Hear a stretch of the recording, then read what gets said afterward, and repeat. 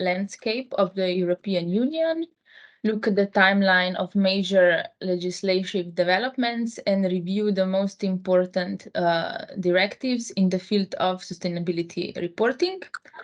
In the end, we will go through the process of collecting and managing data, and also see the demonstration of Microsoft Sustainability Manager. The European regulation landscape the most broadly covers the EU Green Deal, which is the set of policy initiatives by the European Commission with the overall objective of making the European Union climate neutral by 2050. The narrower areas inside the Green Deal are Corporate Sustainability Reporting Directive and the European Sustainability Reporting Standard connected to the directive. We also have the EU Taxonomy and Corporate Sustainability Due Diligence Directive. If we look at the timeline of standards, the first major thing happened in 2020 when the taxonomy regulation entered into force. And the next year, CSRD proposal was made. In the next 3 years, different part and acts of CSRD and ESRS directive was made. The most important year for companies is 2025, when the first companies who are already subject to the non-financial reporting directive will have to start reporting with the data from 2024. In 2026, the CSRD reporting for EU companies which are not subject to a non-financial reporting directive will start with the reporting, and the next year also the small and medium companies, but for them the reporting can be delayed to 2028. So the first and the most important is Corporate Sustainability Reporting Directive, which is a standard designed to make corporate sustainability reporting more frequent, consistent, and standardized. It was adopted under the EU Green Deal initiative. This directive is updating and strengthening the rules introduced by the old version, non-financial reporting directive. It covers all aspects of environmental, social, and corporate governance. Companies will be required to report in accordance with the European Sustainability Reporting Standards, which was developed by EFRAG. And reporting under the CSRD will be mandatory for companies that meet at least 2 out of 3 criteria, more than 250 employees, and or more than 40 million euros turnover, and or more than 20 million total assets. It is also mandatory for all companies listed on regulated market. If we look at the differences between the older non-financial reporting directive and now newer directive, we can see that the main difference is that new directive cover more companies. Previously it was 11,000, and now we talk about 50,000 companies. Previously the report was published on the web page in PDF format, and now it must be in electronic format in line with ESEF regulation. Also, new reports should be audited, which was not necessary before. And now we have the concept of double materiality, which we will look just in a second. So, like we said, under the CSRD, the European Sustainability Reporting Standard was developed, which require reporting on the economic, environmental, and social aspects of business performance. This standard is primarily designed to promote sustainability development and comparability of reporting. It is in line with well-known reporting standards such as GRI guidelines and SASP. If we look at the picture, we can see this principle of double materiality, which means that the companies have to report not only how the sustainability issues may concern the financial risk on the company, but also how the environment have the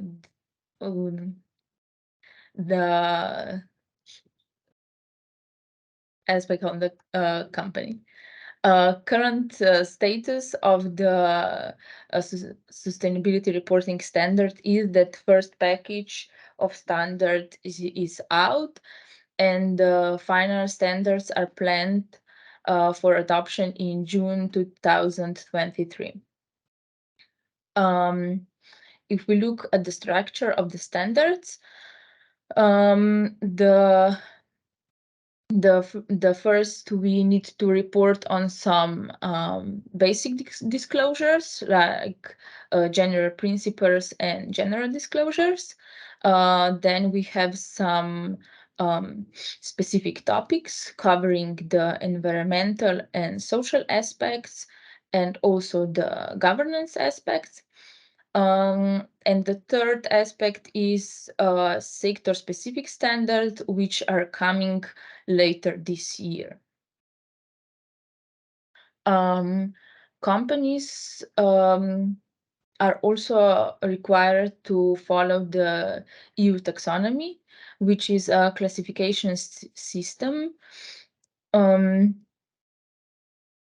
of sustainable economic activities to help companies and investors identify activities that contribute to achieving a climate neutral economy by 2050. The taxonomy classifies business activities according to their contribution to the green transition with 4 conditions. If we look at this classification system with 4 conditions, we can see that conditions are following this way. And if we have all 4 conditions met, then the activities is aligned with EU taxonomy. Okay. We have the condition of contribute to climate change mitigation, technical criteria, do no significant harm requirement, and if the activity comply with minimum social safeguards. And the last one is corporate sustainability due diligence, which also play a very important role.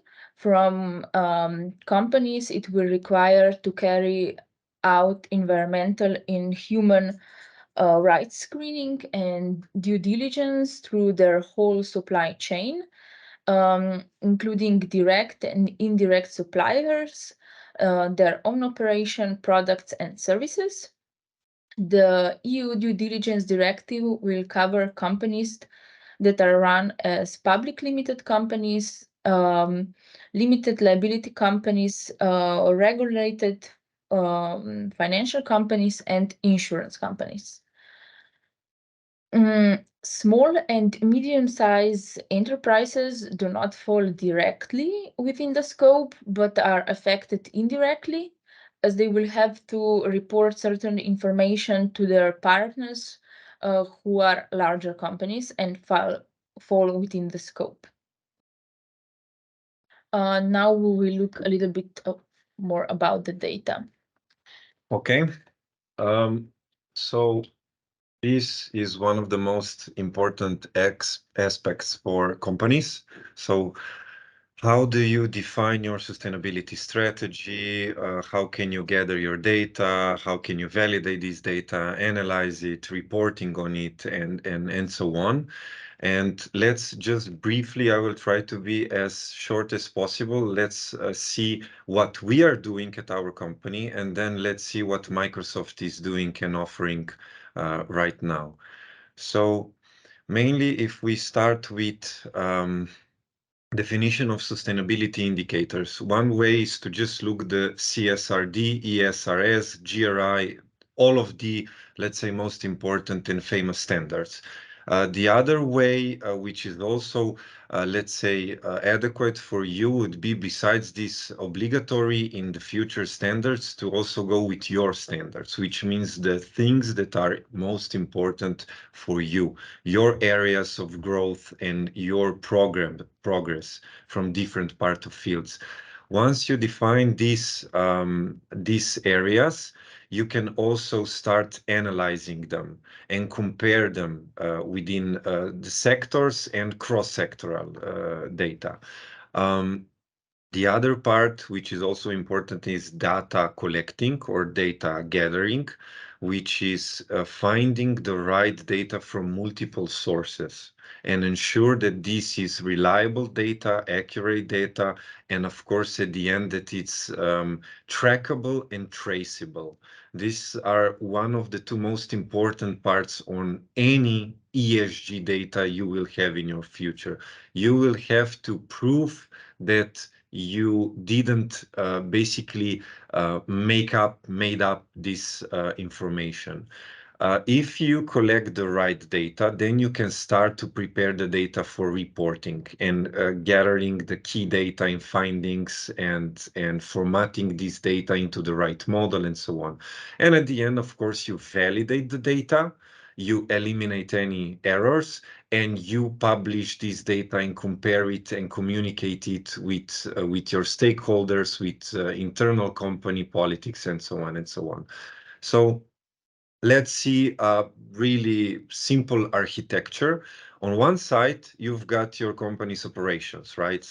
Like sales, purchasing, production. It can be anything like travel, managing. All of these areas are based on different kind of processes that are included in the data resources such as ERP, CRM, HRM, and so on, or even Excels, it doesn't matter. Once you identify these data sources, you probably will need to ingest these data into like a data platform. And here we can see we've got some data necessary infrastructure, then we have unstructured and structured data, and then we have above this a common data model, which means a unified data model that basically transforms all data into one kind of data model. At the end, we can do different analysis, we can do the calculations as well as the reporting on this data. And this is just like briefly on a high level. So how can you deal with this and where can you start?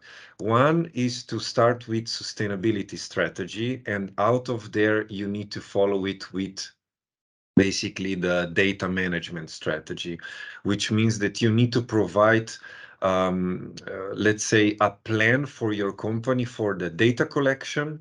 So what kind of data will you collect and how? And then we've got data protection, which means how will you assure that this data is safe?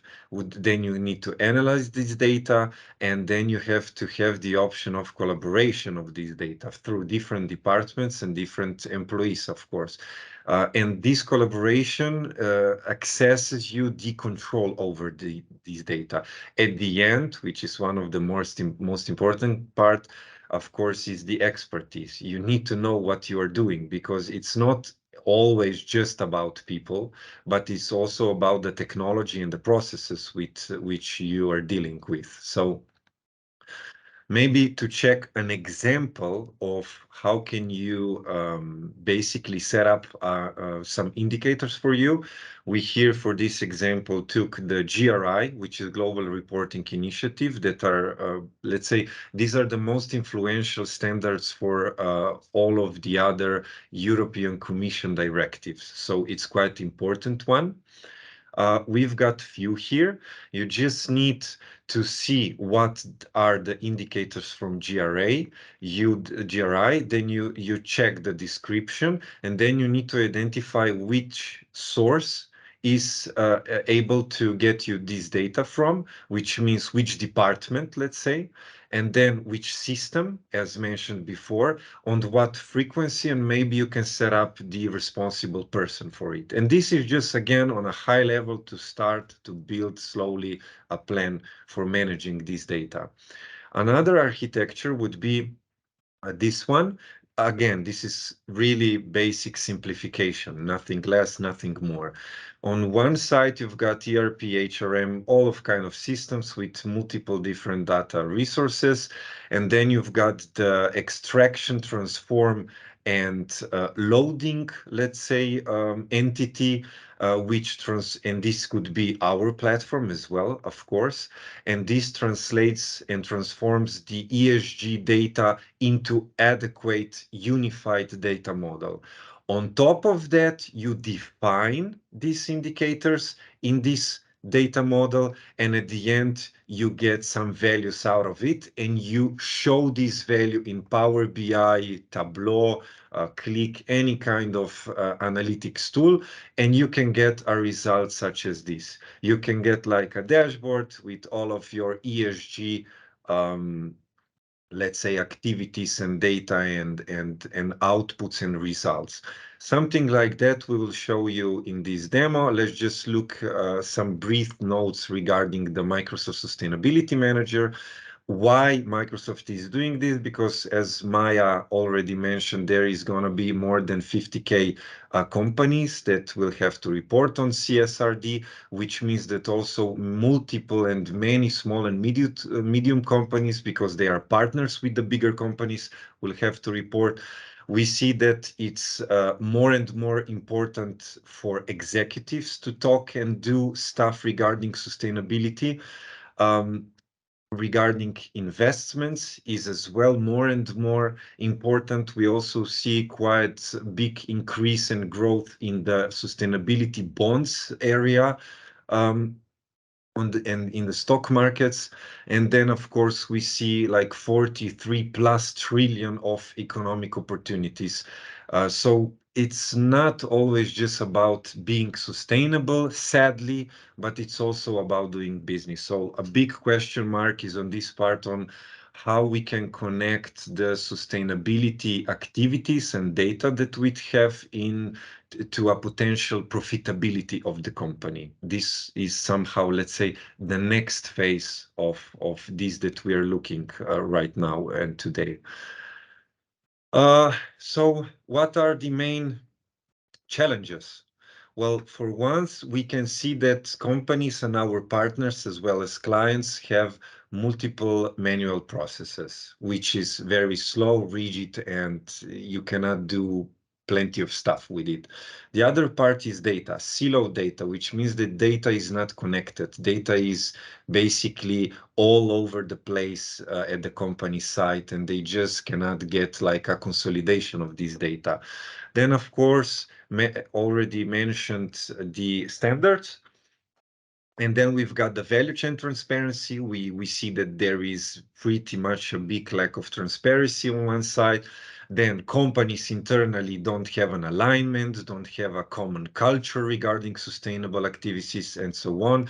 And as already mentions, the trade-off. If I invest some capital into the sustainability area in my company, what will I get at the end? It's just not about, promoting this without getting something out of it. So companies are struggling and want to see more profitability out of it.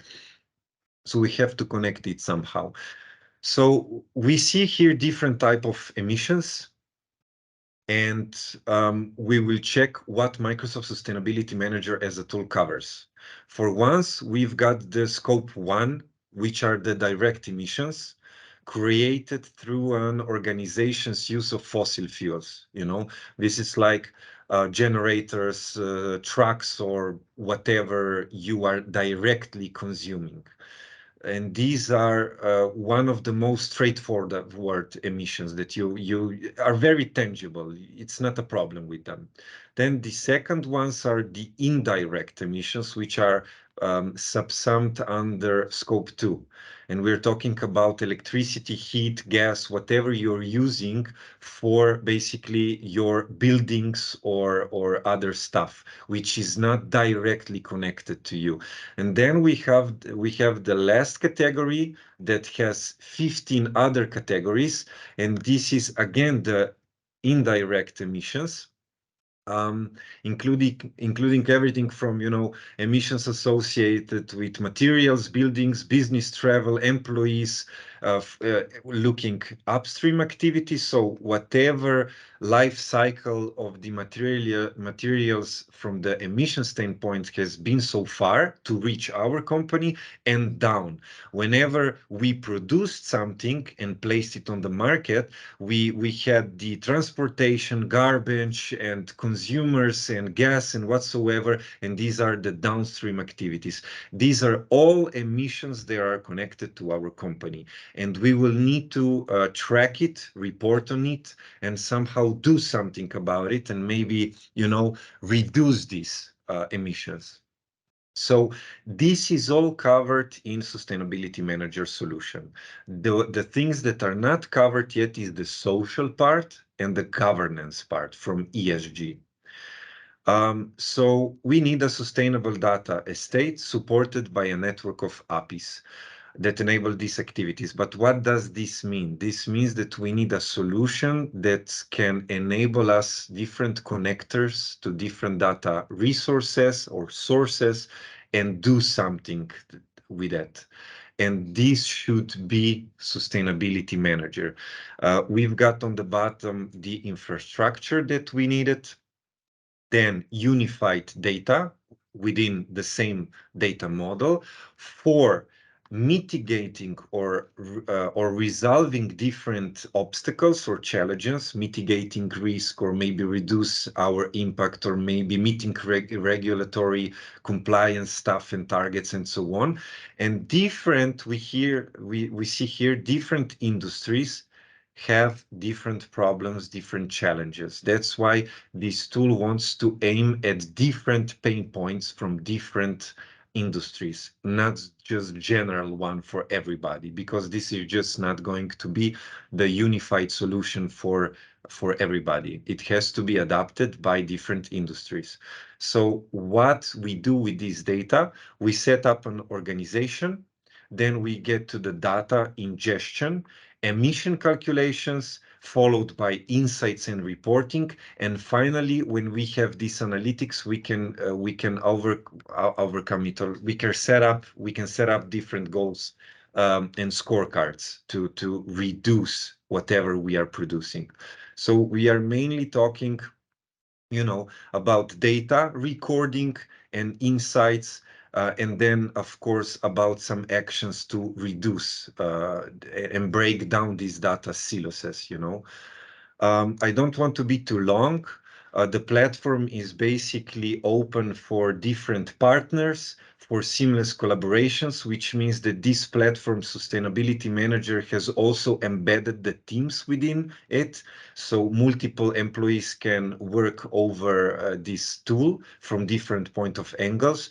You can track goals, do reporting as mentioned, you can do some insights and visualization of data, and you can connect to different kind of additional solutions provided by different Microsoft partners, among which also we are. So from the point of view of data and also later AI solutions, You have at first glance the data from your operations, and this can be aggregated and standardized and based on data lake. And then you insert all of this data into Sustainability Manager, where you can do the data capture and calculations, reporting, and so on. And this is all through one unified data model, which is most important. And then, of course, at the end, you can even add on some AI modeling, machine learning algorithms, models, and do some advanced analytics on this, you know. So, okay, this is another architecture, but let's leave it. So we are good to go for a short demonstration.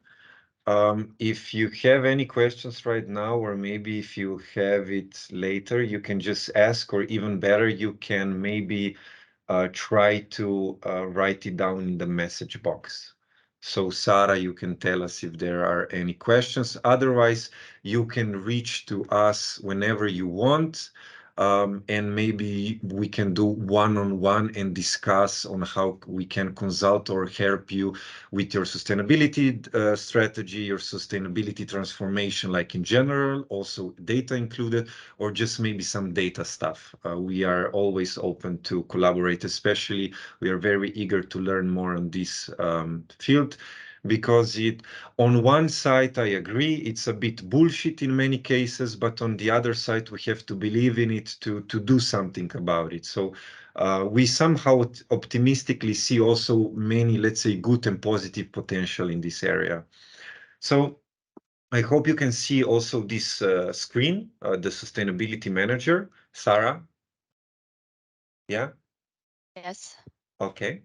So when you start, you have the general dashboard in your home tab. You immediately can configure this solution through a guide, which means that you can take a tour and you can see what all of these steps are with a tour. And also this tour guides you for, you know, injecting the data and do something with that data. So you're not alone. Of course, you also have the help and support buttons in the program. So it's not just play. You can play around, and it's not just on you. You can get help and support. Here, let me show you really briefly. If you click on this one, but this is just a preview, this will be the tab for embedded Microsoft Teams and other Microsoft Dynamics 365 applications. So you could collaborate not just within here, but also within the Teams environment. You can set up your account and many other stuff, but let's maybe go to the dashboard. This dashboard is basically the aggregation of all of the data that we have in this demo environment, which means that is based on Power BI. It's a data visualization and business intelligence tool. So I think that today almost everybody know about. You can get this data about emissions, as you see here, scope 1, 2, 3, as well as regarding renewable energy. You can just check up 1 year that you are most interested in, and the data immediately changes. This is, again, Power BI, and you can also check by country, region, unit, facility, the ESG data. It depends on the quality of your data at the end. It's not about just the tool. It's about your data and what will you do with your data in connection with this tool. And this is customizable, which means that you can set up a different home tab dashboard. So on the left side, you've got the analytics part, the different tabs from analytics. Later, I will show you here down, you have the data tabs and then settings, and again, help and feedback. So if we check really briefly this analytics, if we go into the insight part, you see Power BI here, you just get here a bit better deep drill down into this data. If we start, again, this emissions overview is the same as in the home button, but you can then allocate, or let's say filter by different scopes, scope 1 to 3. You can click on different stuff, such as different facility hierarchy. You can set up like different comparison between years. And this will also in a later phase be totally customizable, which means that you will set up the dashboard by a standard or by some your definitions or targets that you have. And the same goes for scope 2, 3. Here is another dashboard for renewable energy, and you can see by which renewable energy you are dependent on most, you know.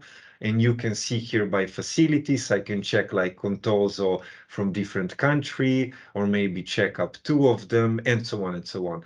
Then this part, which is also very interesting, is the decomposition tree is called, and you can decompose basically different emissions by countries. Here you have different filters, or you can just directly click on Japan, and it goes further. It should go further, such as here you have this company, organization level 2. We could say basically that we don't want that, but we want this plus, and you can filter by different scopes, emission sources whenever you want. So you can really decompose like different emissions areas and see where are you heavy most. And that's it basically. Then the reporting part, now it's quite basic and plain. This is not the end solution, if you ask me. Microsoft is promising that they will be compliant with all of the most relevant standards in the US market as well as European market until the end of the year. So in the reporting tab, you will be able to create different kind of reports that will be basically compliant with, let's say, CSRD. But for now, you can just maybe here click on one report that has been already generated. You can see some stuff internally, like report by country, is it or not, or organizational unit, and so on.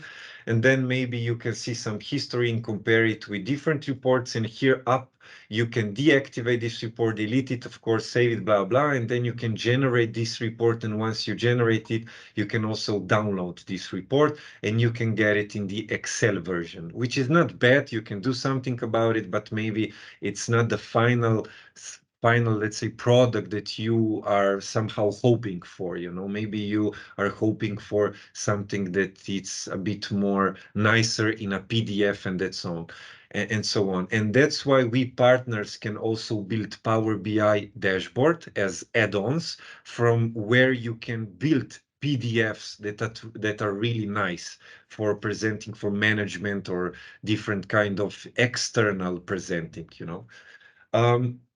Then you've got the emissions, which are basically all of the emissions connected with different scopes, 3, 2, or 1, and by different emission sources. And you've got also activity type, is it hotel or just plain emission, and like different dates and which calculation model is behind.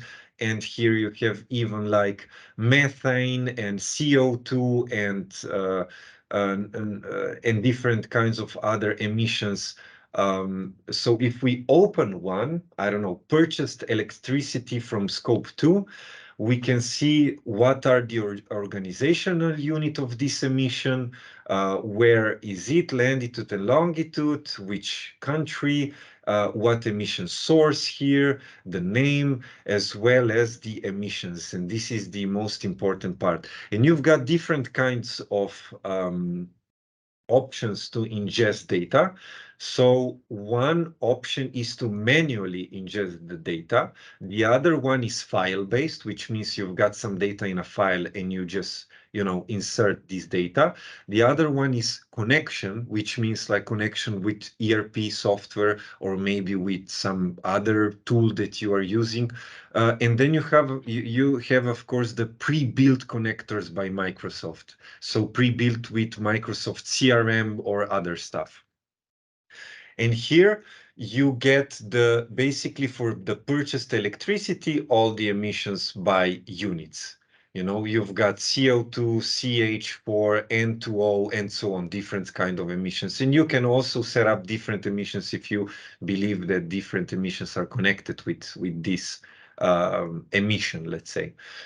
So these are the emissions, and then we said that we want to reduce the emissions. How we can do it is by creating scorecards. Here, where is my mouse, you can add a scorecard. You can create a scorecard, name it, and give a description and the owner. And once you get into the scorecard, you have different goals, and you can set also sub goals, which means multiple smaller goals to reach the higher goal.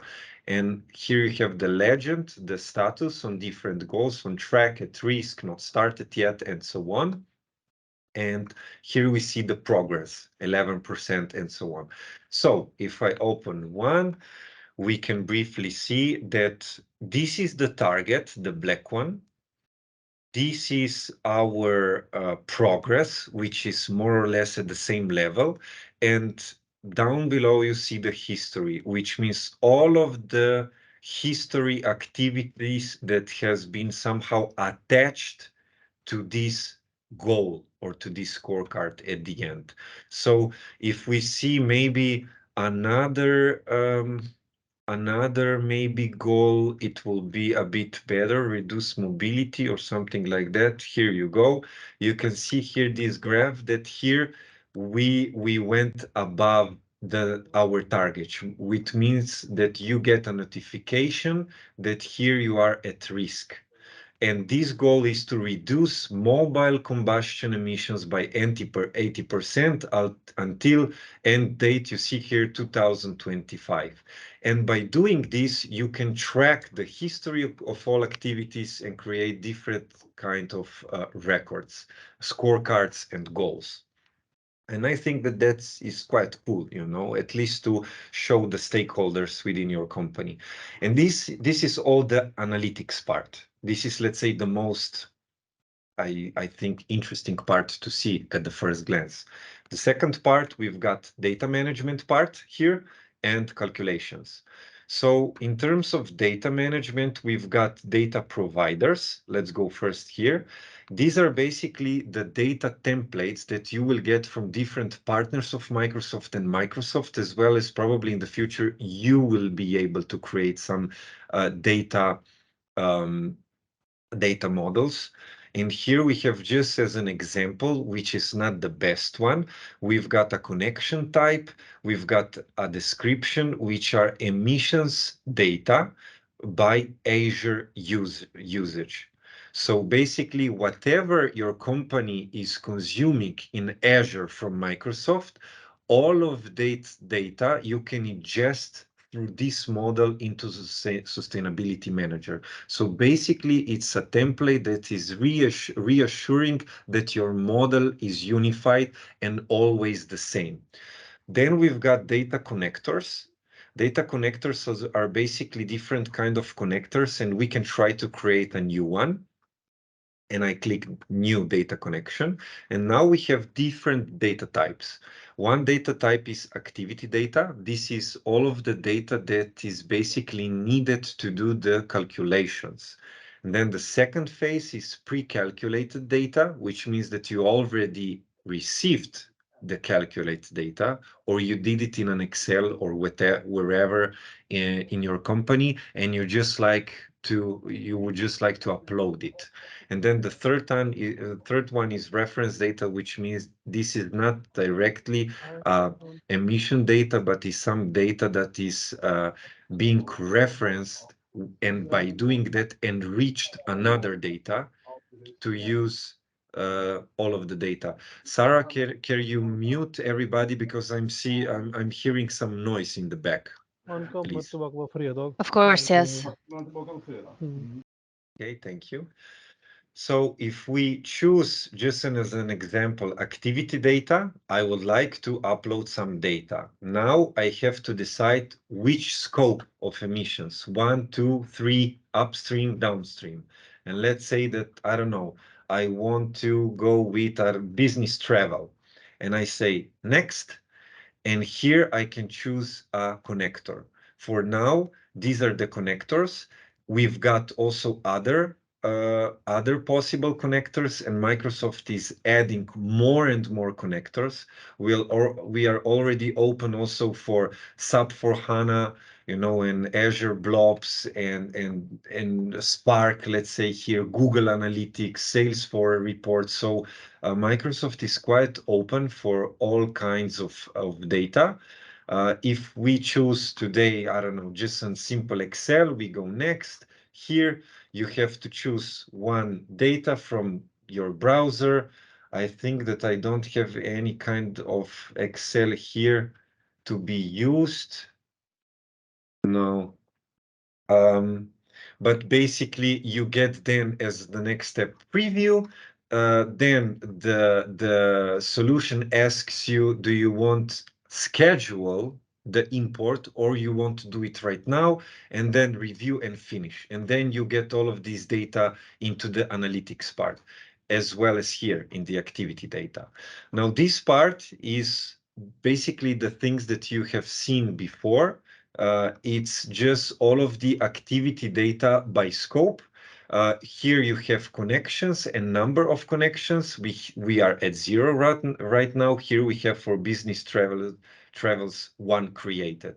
But if we open just one like this, fugitive emissions, you can always create new activity data.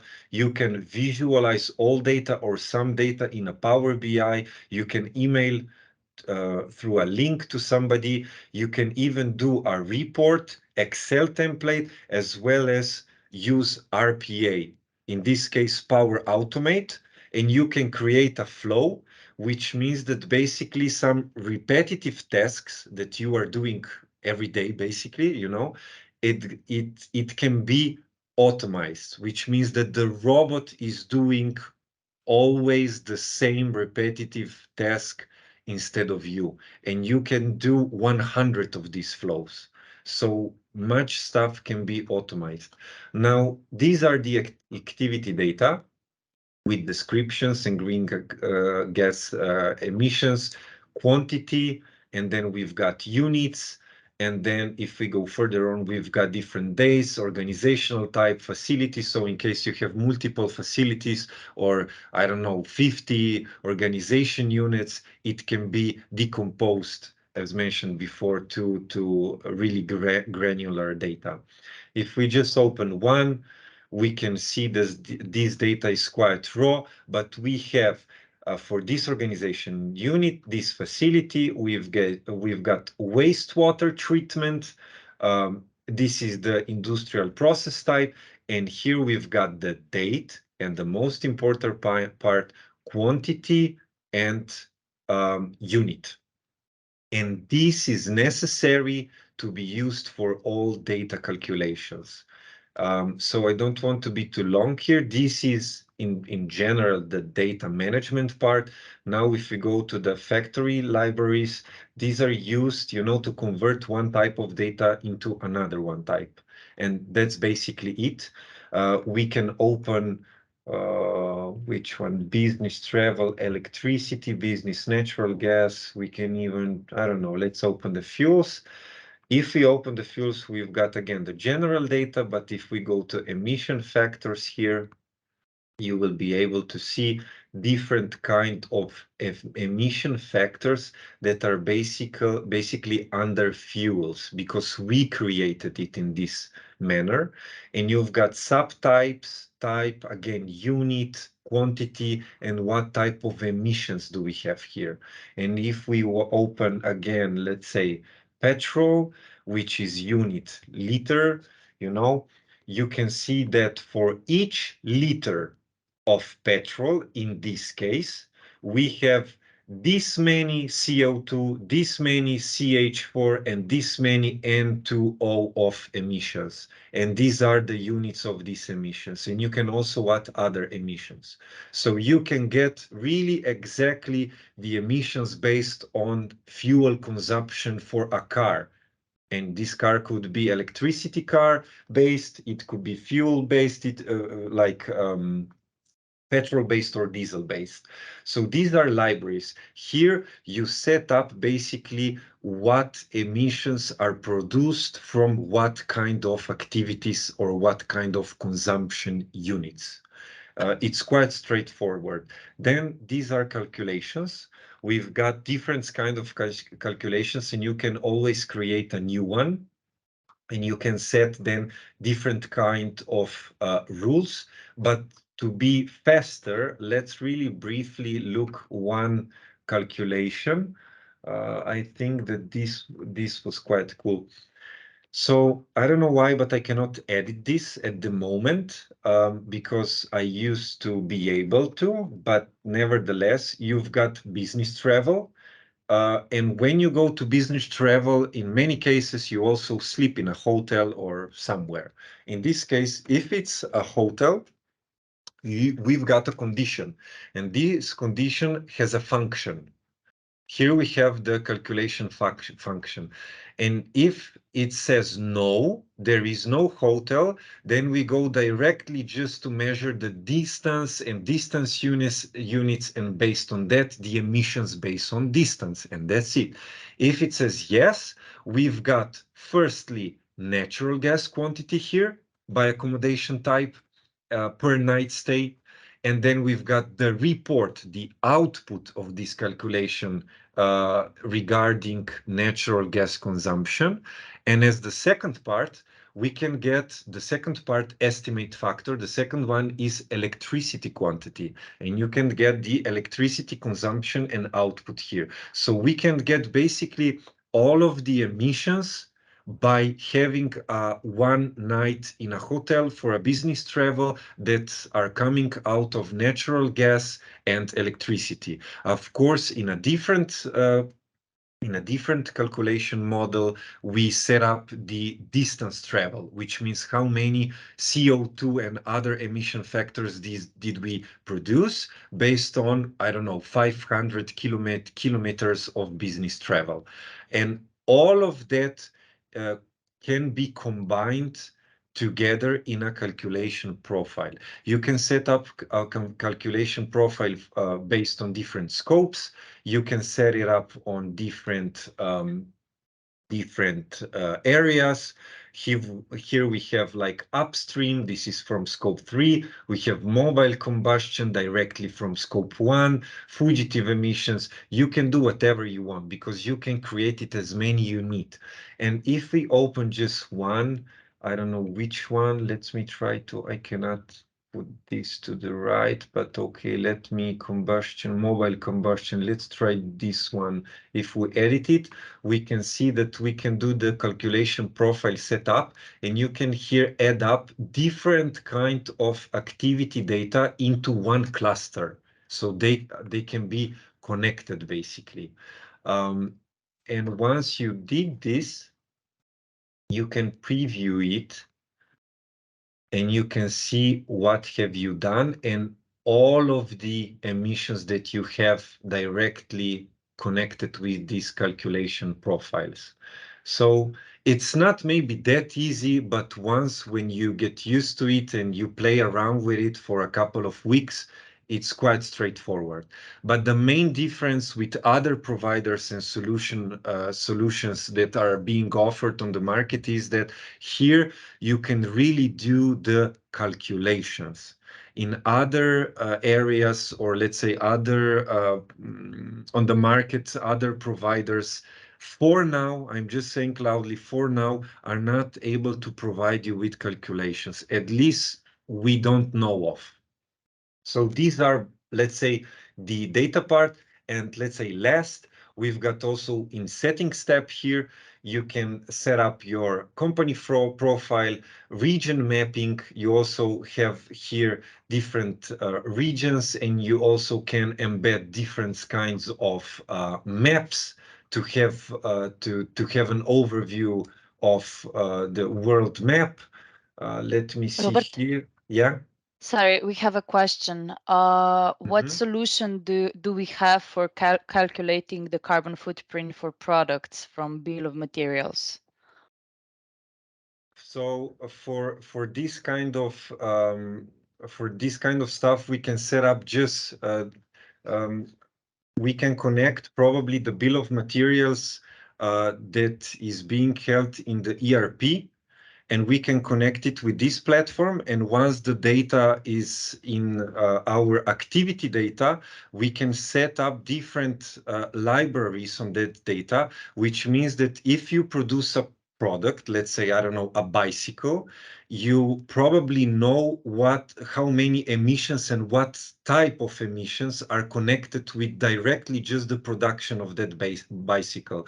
And you can set up in the activity data all of the emissions that are necessary to cover this product from the perspective of emissions, and then you insert it in a calculation model. It can be done. Of course, this is just demo preview, so if anybody wants, we can set up a one-to-one demo and try a proof of concept or something like that and see how this solution can help, if yet can help. Because again, this solution will be developed even better and more in August, late September, something like that. But even now, you can try open a trial. Just go to Microsoft Sustainability Manager and you can click the trial period and you can get this software for free for 30 days. And then you can reopen it, I think, also with the same email.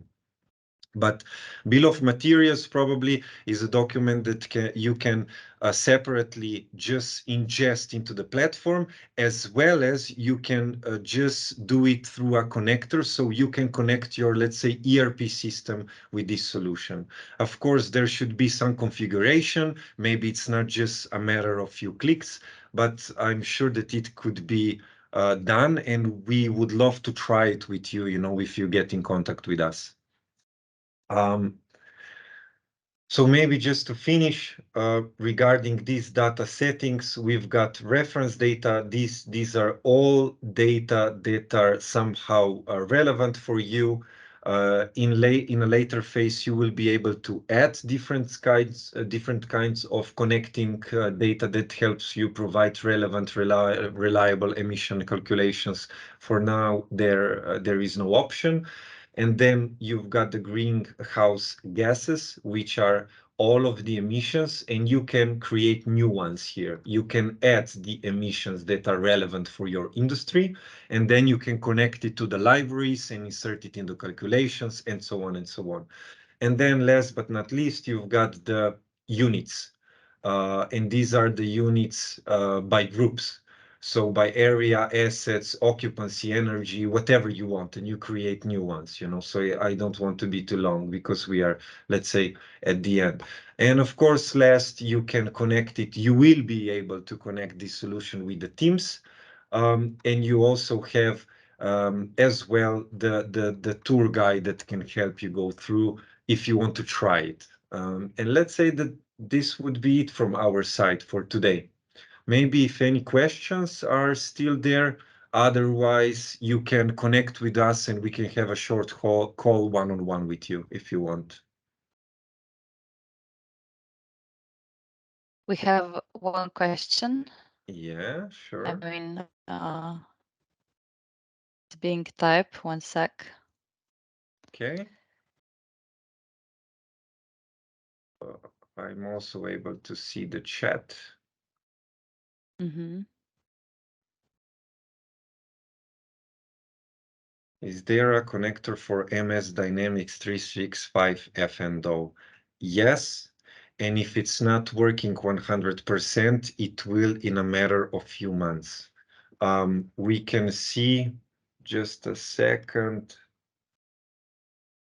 Just a second. Let me try here. Data connections. And let's create a new one. I don't know, activity data. And let's say, I don't know, fugitive emissions. So, otherwise you can do it through the data lake or any any data source that you have connected with FNO, that your FNO relies on, is based on that data. You can connect that data, but the connectors are being issued like new ones basically each month. So in other solutions from Microsoft, you've got more than 500 connectors. Here you have it, I don't know, let's say 40, 30, whatever. Definitely there will be more than 200, 300 connectors, as well as there is always the options. And here we can help you to do a custom connection and to connect this solution with something custom that we don't cover. So I hope that at least somehow... There's another question. Yeah, sorry, Robert. Sorry, Yeah, I two see other Oracle. questions. So again, it's the same answer for now. It's not an official Oracle connector as of now. There will be, because we already have few Oracle connectors for, let's say, Power Apps, Power Platform solution portfolio from Microsoft. So if today we don't have it, definitely it will be in a matter of, let's say, half a year. The other way around is to try to do a custom one through a partner like us, or we can try to connect a database that is somehow related and connected with your Oracle system. If you have maybe any additional, even more technical questions, you can write us down an email, because I'm not a technical guy. I'm a, let's say, pretty much sales or business development guy. But if you send us few questions, we can also answer to your questions through our technical employees. There's also another question, Robert. Is there a product roadmap you could share with us with future enhancement? Yes, so there is one product roadmap which is available on the Microsoft Sustainability Cloud web page, but that's not, let's say, the last one. There is a better one that is right now available just for partners. So Microsoft obviously doesn't want to promise too much, I think. There will be, I think, a quite big announcement first internally for partners, I think this week on Friday. So there will be even a better roadmap in probably 1 month available on the official webpage. Otherwise, regarding these directives that are really important ones and will be obligatory for multiple companies, Microsoft says that this will be covered by this solution at the end of the year. So I'm not saying it, Microsoft is, but let's say finger crossed that this really happens, because it will be very helpful. Anyway, I can send you any kind of interesting links regarding this solution or other sustainability stuff. Just reach to us. You will get connected to me and Maya, and we can then take it, let's say, a bit more personally and try to help you or consult with you, because we are also doing this type of services. I see again Antonis to write something down. Maybe let's wait just for this one, and maybe then we can... It's No, thank you that's note. it. Okay, thank you, guys. Yeah, thank you very much all for participating. We will send you a link also to the recording, and if you have any questions, as Robert said, you are more than welcome to contact us. Okay. Thank you. Thank you. Thank you. Yes. Bye-bye. Bye. Ciao.